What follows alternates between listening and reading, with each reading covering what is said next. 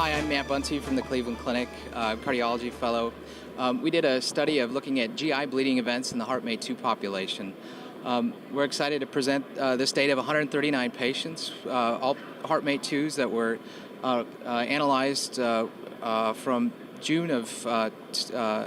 October of 2004 to June of 2010. All patients had at least 3 months follow-up. We excluded all patients with other forms of mechanical circulatory support, such as LVADs, BiVADs, Heartmate XVEs in particular.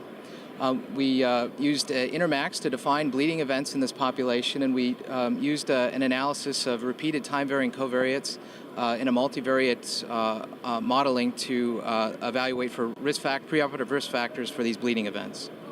Our overall results were 81 major bleeding events among a population of 139 Heartmate II recipients. Approximately 20% of those bleeding events were related to upper and lower GI bleeding.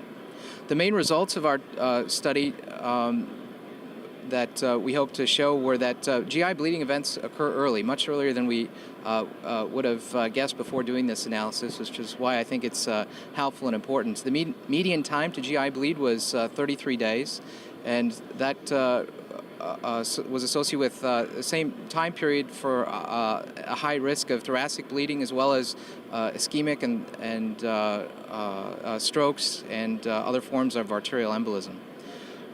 Major risk factors for GI bleeding, I think, have more to do with Intermax score. A high Intermax score before surgery predicts your likelihood to have these GI bleeding events. GI bleeding events are common, and about a third of our patients had a repeat GI bleeding event. A first GI bleed did not seem to predict subsequent bleeding in statistical models using modulated renewal analysis.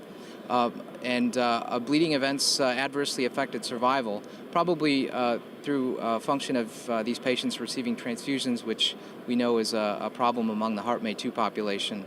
Transfusions are a bad thing, and that they adversely affect mortality.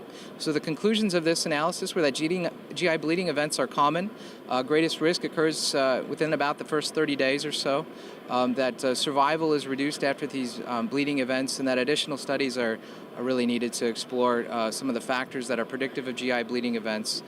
We hope to expand on the already well-established body of literature on GI bleeding, and wanted to more precisely characterize when these GI bleeding events occur, when patients are at risk for GI bleeding events. And I think this large table in the poster kind of portrays that these bleeding events occur over time, particularly in the first 3 months, but certainly they peak much earlier than we suspected.